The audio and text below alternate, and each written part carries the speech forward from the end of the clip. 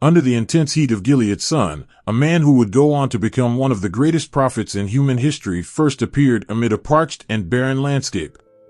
His name was Elijah the Tishbite, and his story spoke louder than the achievements of many kings in the 9th century before Christ. Elijah shone like a beacon of truth, challenging kings and reviving faith in a kingdom plunged into shadows. Elijah's role in the divine plan was undeniable, as stated in Malachi 4 verse 5, "Behold, I will send you Elijah the prophet before the coming of the great and dreadful day of the Lord." Though the Bible claims that this prophet came from Gilead, little is known about his family or origins, which only piqued people's curiosity about him. If this kind of content about the Bible's teachings interests you, please support us by subscribing and remember to ring the bell so you don't miss any of our upcoming videos. This prophecy echoed in the hearts of all who were waiting for the return of this messenger of God. Elijah was more than simply a talker. He had extraordinary physical stamina. His act of running ahead of Ahab's chariot from Mount Carmel to there demonstrates his vigorous physical condition. The Bible recounts this story in 1 Kings 17 verse 1.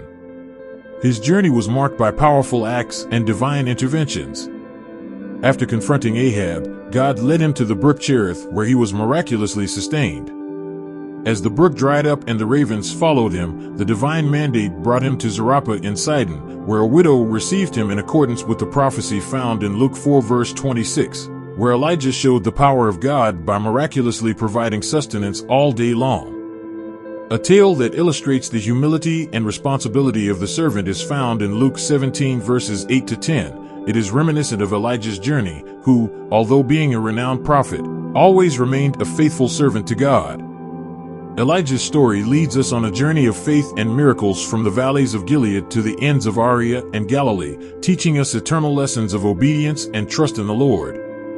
As Elijah continued his journey, 10 leprous men who had been cast out and were in desperate need of healing cried out for mercy to Jesus. When Jesus saw them, he told them to come before the priests. This act of faith led to their cleansing among the healed, and when the Samaritan saw the miracle, he thanked Jesus and glorified God, proving the universality of divine mercy. They arrived at Zarephath. Elijah saw a widow who was in dire need of food. Her last supplies of oil and flour were almost gone. Elijah, on the other hand, sent a message of hope. He began by requesting a loaf of bread and assured that the provisions would endure until the rains returned. The widow's son was put to the test by this promise, which tested her faith in God. However, the boy fell gravely ill, and at the height of her despair, the woman confronted Elijah, reflecting human pain. Elijah, moved by compassion and faith in God's power, interceded for the boy, taking him to his room. Elijah cried out to God, stretching himself over the boy in an act of intense supplication.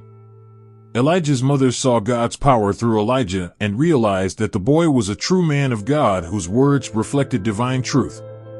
Elijah's mission was reaffirmed by this deed, which also showed that God is merciful even in the most trying situations.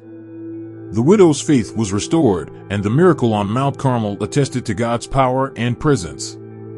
Another task awaited Elijah. The area was devastated by a drought, and God told Elijah to go before Ahab and make a covenant to bring about the land's restoration. This moment created the conditions for one of the most spectacular clashes between genuine faith and idolatry. Ahab was dealing with a severe famine in Samaria at the same time as Obadiah, a devoted disciple of the Lord, was playing a critical role in safeguarding God's prophets. From the massacre of Jezebel, despite the dangers, Elijah boldly headed forth to carry out the divine order. As the land suffered from a severe drought, Ahab and Obadiah divided the lands in search of pasture in a desperate attempt to save what was left of their flocks. Elijah's story takes us down a path filled with faith and challenges each episode. From the miraculous provision at the widow's house to the imminent confrontation on Mount Carmel reveals a pattern of dependence and trust in God, marking Elijah as one of the great prophets of Israel whose life was a testimony to God's power and faithfulness. While searching for any remaining grass, Ahab and Obadiah went in separate directions. When Obadiah unexpectedly came across Elijah, he showed reverence but also expressed fear because he was aware of Ahab's efforts to locate Elijah and was afraid of the repercussions of announcing the prophet's presence. Elijah was told by Obadiah, a man of faith since he was young, how he had risked his life to defend the Lord's prophets before Jezebel's fury.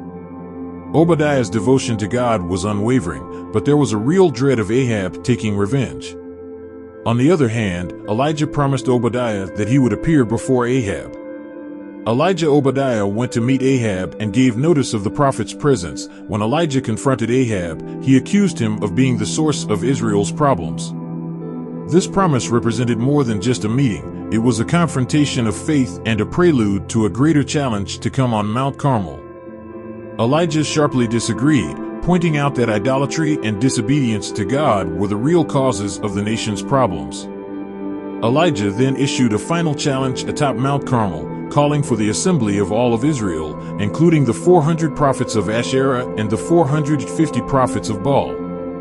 In front of a gathering of people with differing religious views, Elijah issued a clear challenge to the people, asking them to choose between serving the Lord and following Baal on Mount Carmel. His message was unambiguous, pressing them to make a firm decision. The people realized the seriousness of the challenge and agreed to the test. Elijah gave the prophets of Baal instructions to select and prepare their bull, calling on their gods to light the fire.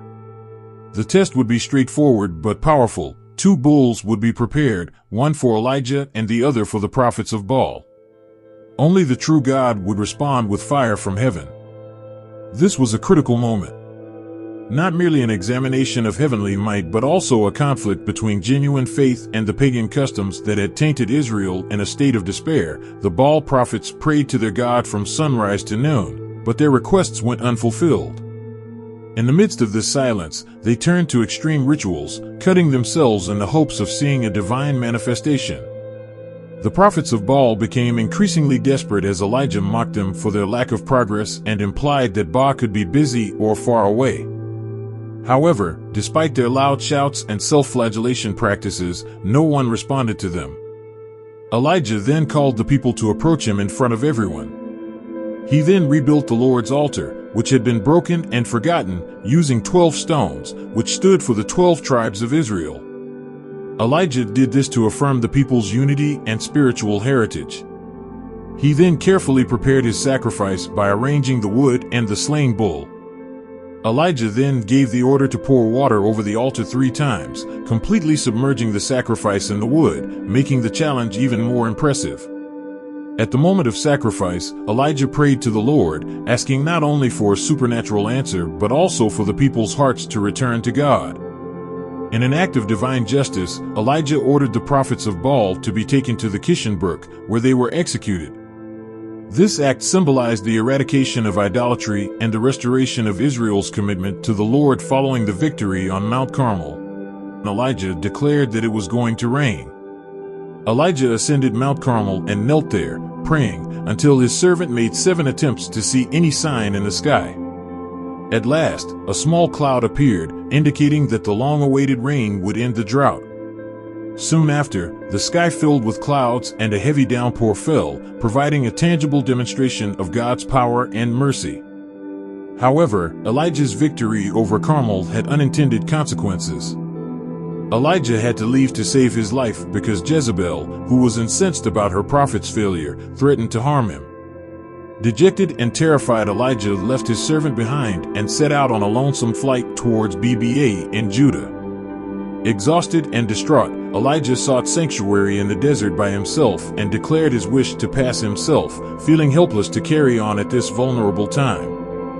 In the desert, Elijah disclosed that humanity shared the same emotions of helplessness and constraint that we all experience occasionally. In his hour of greatest need, Elijah, tired and without hope, took refuge under the shade of a broom tree. An angel of the Lord then came to visit him, giving him food and consolation. In addition to being tangible supplies, the bread baked over coals and the jar of water symbolized God's unwavering care and presence. The angel, during his second visit, urged Elijah to use the strength of this heavenly sustenance to fuel his journey ahead. Elijah spent 40 days and 40 nights traveling to Mount Horeb, also known as the Mountain of God, a location where revelations and encounters with the divine occur. Enraged by the prophets of Baal's defeat, Jezebel vowed to exact revenge on Elijah. Meanwhile, the prophet, burdened with the mission and persecution, sought safety in a cave atop Mount Horeb, which served as the backdrop for a profound spiritual encounter and self-discovery. Within the cave, God then made his presence known through a soft and gentle voice. This gentle yet powerful action served as a reminder that God is found not only in spectacular acts, but also in quiet and subtle moments. God asked Elijah about his presence there, and Elijah expressed his zeal for the Lord, but also his feelings of isolation and despair. This honesty before God reflected the depth of Elijah's faith and the severity of the situation in Israel. When Elijah heard this gentle voice, he reverently covered his face with his cloak and emerged from the cave. God then asked Elijah again, and Elijah answered with more zeal. He received new instructions from God, beginning a new phase of his prophetic journey. Elijah was given instructions by God to go back to the Damascus wilderness and to install Hazael as the king of Syria, Jehu as the ruler of Israel, and Elisha as his prophetic successor. This act represented both the continuation of Elijah's mission and God's ongoing destiny for Israel. Additionally, God told Elijah that there were 7,000 faithful Israelites who had not bowed to Baal. This revelation gave Elijah hope and comfort, since it showed him that he was not alone in his battle for God's faithfulness on Mount Sinai. Elijah was changed by God's revelation. With this new outlook, he not only received specific instructions, but also the assurance that God's mission would carry on beyond his death. Elijah set out to carry out the will of God. Elijah's first assignment was to locate Elisha, the son of Shaphat, by covering Elisha with his cloak while she was plowing the field. After being called by Elijah, Elisha showed great respect for his origins and roots by asking permission to say goodbye to his parents, a gesture that marked both gratitude and the start of his new life as a prophet. Elijah also signaled the transfer of the prophetic calling, and Elisha, realizing the gravity of this moment, left his labors to follow Elijah, marking the beginning of a new prophetic era in Israel. Elijah recognized the significance of this moment and gave Elisha permission to follow his heart. Elisha then killed the oxen he had been using for plowing and shared the meat with the people, symbolizing the end of his old life and the start of his new one as God's servant. This meeting was more than just a chance encounter, it was a turning point in Elijah's life. Elisha made a life-changing decision when he took on Elijah's cloak. He pledged to follow a path of devotion and service to the Lord. Elisha traveled to Damascus in the meantime, where the king of Syria, Ben-Hadad, was very ill. The king was curious about the prognosis of his illness and sent hail gifts to Elisha in hopes of receiving a word from the Lord. Their meeting was profoundly significant and had implications for both Syria and Israel in the future. Elisha spoke with Hal and gave him an unclear message. Although Hal would recover from his illness, he would still die. This enigma not only showed the king's destiny, but also the intricacy of God's plans and the part Hal would play in them. The prophet, who saw the future via Hazael, sobbed as he realized the agony that Hazael would cause the Israelites. This vision profoundly affected him. Hazael was taken aback by Elisha's response and was not entirely aware of the consequences of his next moves. After hearing Elisha's vision concerning his ascent to the throne, he doubted his ability to carry out such crimes, but Elisha made it obvious that this was what God had revealed, leading Hazael to return to Ben-Hadad, whose passing shortly after fulfilled the prophetic word. Next is the tale of Naboth and his vineyard. Ahab wanted to turn Nathan's vineyard into a garden. He offered Nathan an exchange or money, but Nathan, who was obedient to God's word and his father's inheritance, turned down the king's offer, a move that would ultimately determine his fate. Ahab, who was enraged and irritated by Naboth's rejection, was unhappy with his response, which exposed not only his own nature but also the depravity that pervaded one of the worst periods in Israel's history. Jezebel questioned Ahab's legitimacy as king, claiming that he ought to be able to do as he pleased and had a cunning and evil nature. In order to obtain the vineyard, Jezebel devised a plan that disregarded justice and morality.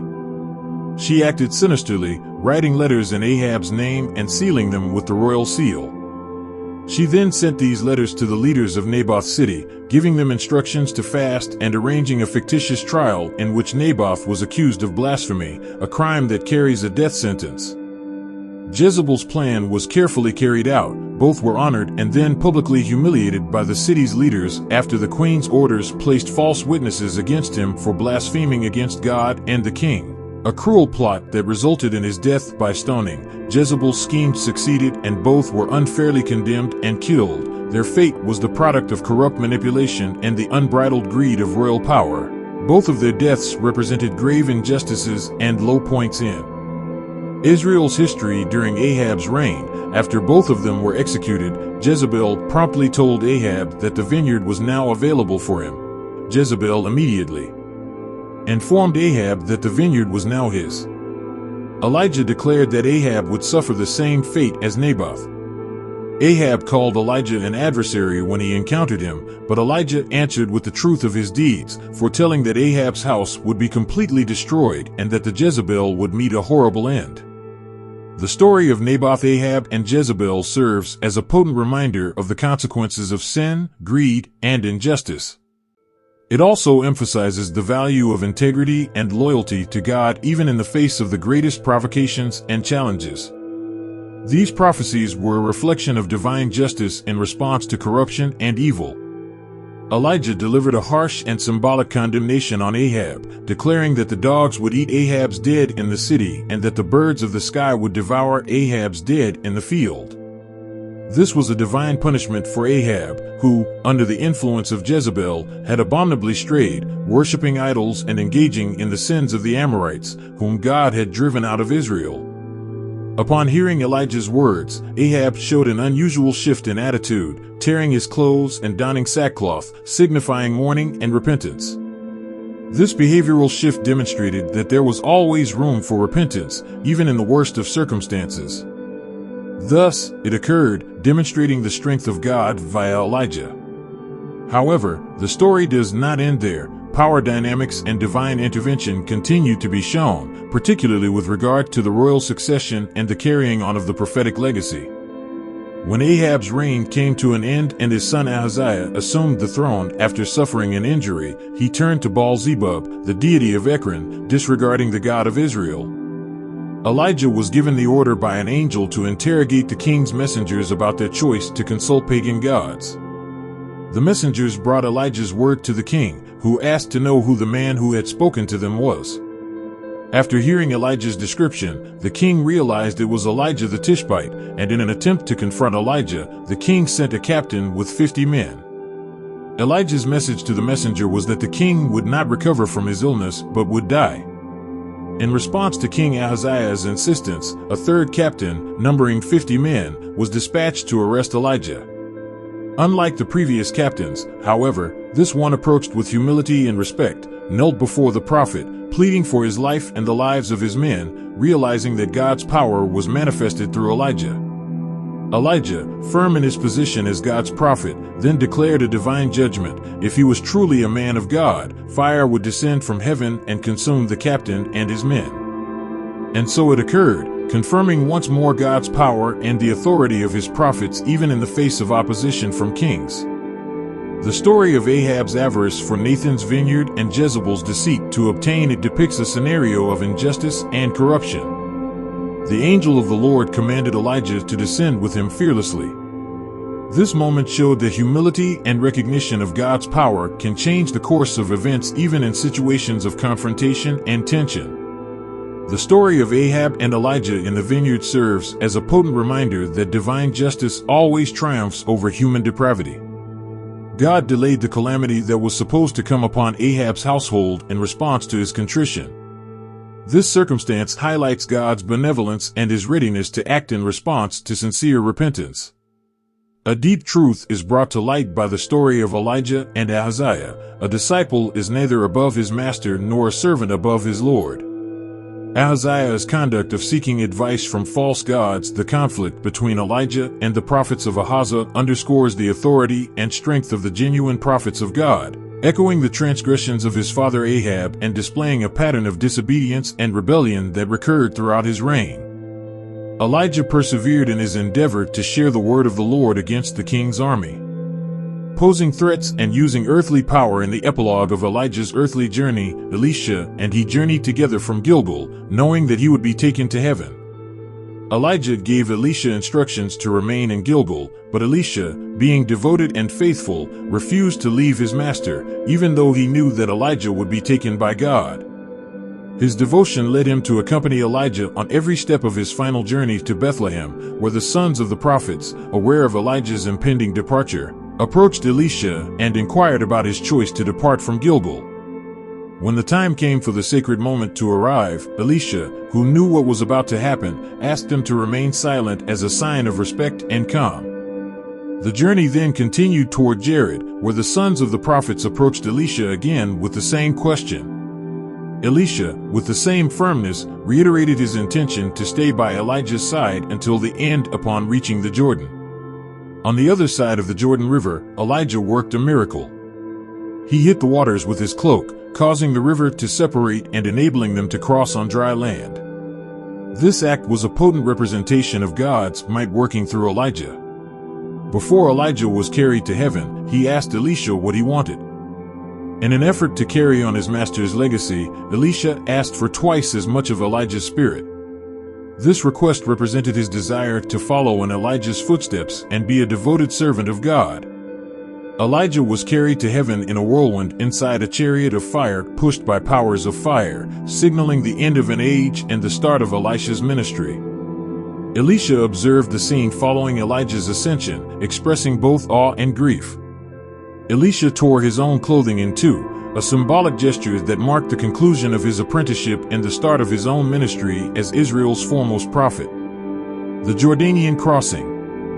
The events of Elijah's ascension and Elisha's desire for a twofold portion of Elijah's spirit are rich in symbolism and significance, signifying the passing of the prophetic mantle from one generation to the next and the ongoing activity of God via his prophets. Elisha crossed the Jordan by himself and returned, carrying the mantle of his master. In Jericho, Elisha's spiritual authority was acknowledged by the sons of the prophets, who approached him respectfully and reverently, proving that Elijah's spirit was with him. Elisha also showed that Elijah's spirit rested upon him, a sign that Elijah's prophetic mission would continue via Elisha. This change signaled the start of Elisha's career as Israel's foremost prophet. Although Elisha was acknowledged as Elijah's successor, the sons of the prophets asked that Elisha look for Elijah. Elisha knew his master's fate and at first refused to comply, but eventually gave in to their pressure. The search proved to be unsuccessful, confirming Elijah's ascension to heaven. The story of Elijah and Elisha, as well as Jehovah's actions, show how God works through his prophets and chosen instruments to fulfill his purposes and judgments. We are given a profound understanding of the dynamic connection between God and his prophets, one that is characterized by mutual trust, dedication, and supernatural intervention at crucial times, through the stories of Elijah and Elisha. These tales describe not just the triumphs over adversity and miracles, but also the profound humanity of these men of God who encountered both human frailty and divine might. When Elisha succeeded Elijah, he not only inherited Elijah's mantle of prophetic authority, but also took on the duty of carrying out the divine mission in Israel. Elisha's ministry was marked by miracles that were similar to Elijah's, but also by a sympathetic attention to the necessities of the common people, such as cleaning the waters of Jericho and increasing the widow's oil. The transition from Elijah's ministry to Elisha also illustrates a key principle in God's work. Just as Elijah prepared Elisha, the latter also invested in the next generation, symbolized by the school of prophets. This chain of transmission of knowledge and spiritual wisdom highlights the significance of preparing leaders who can carry forward God's mission, ensuring that his word and his deeds continue to impact the world. Elisha demonstrated that God's power was not limited to acts of judgment, but also manifested in acts of mercy and provision. In addition, the tales of Elijah and Elisha teach us about God's omnipotence over all areas of existence. At a period when political influence and corruption posed a threat to Israel's integrity, God powerfully intervened to reinforce his promises and authority through his prophets. The lives of these prophets inspire us to stay faithful in our walk with God even in the face of adversity and discouragement. Elijah and Elisha experienced moments of deep despondency and loneliness, but also felt God's consoling and strengthening presence. God not only challenged kings and power structures, but also miraculously provided for the needs of his people, reminding us that no aspect of our existence escapes his care and provision. The lives of Elijah and Elisha are a powerful testimony to God's faithfulness to his servants and his people. They remind us that despite life's challenges and uncertainties, we can trust that God is working in and through us to fulfill his divine purposes.